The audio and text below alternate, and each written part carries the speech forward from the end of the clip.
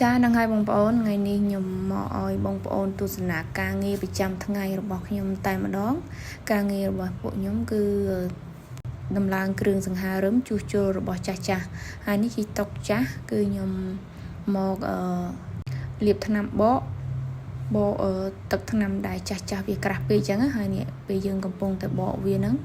គឺវាចេញមកទាំងផ្ទាំងតែម្ដងបងប្អូន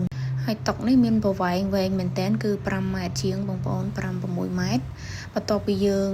បកវាហើយគឺយើងចាប់ផ្ដើមខាត់រំលីងវាឲ្យវាចេញថ្នាំចាស់ហ្នឹងឲ្យអស់ចេញសាច់ឈើដល់ឈើខាងក្នុងតែម្ដងគឺ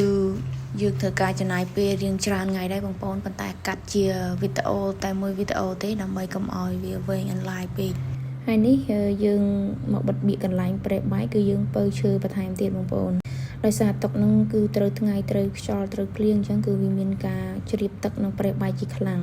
បន្ទាប់មកគឺយើងធ្វើការបាញ់តំណវាដើម្បីងាយស្រួលខាត់វាអញ្ចឹងបងប្អូនបាញ់តំណជើងក្រោមនិងតុកទាំងមូលតែម្ដង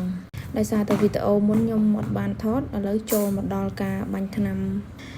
ស្ដាយមែនទែនបងប្អូនអត់បានថតពេលយើងបាញ់ក្បាច់ឆ្លាក់ចុងក្រោយហ្នឹងណាឆ្លាក់ហើយម្ចាស់ផ្ទះគាត់ស្រឡាញ់បែបឡាយពណ៌ទឹកមាសពណ៌បែបធ្នង់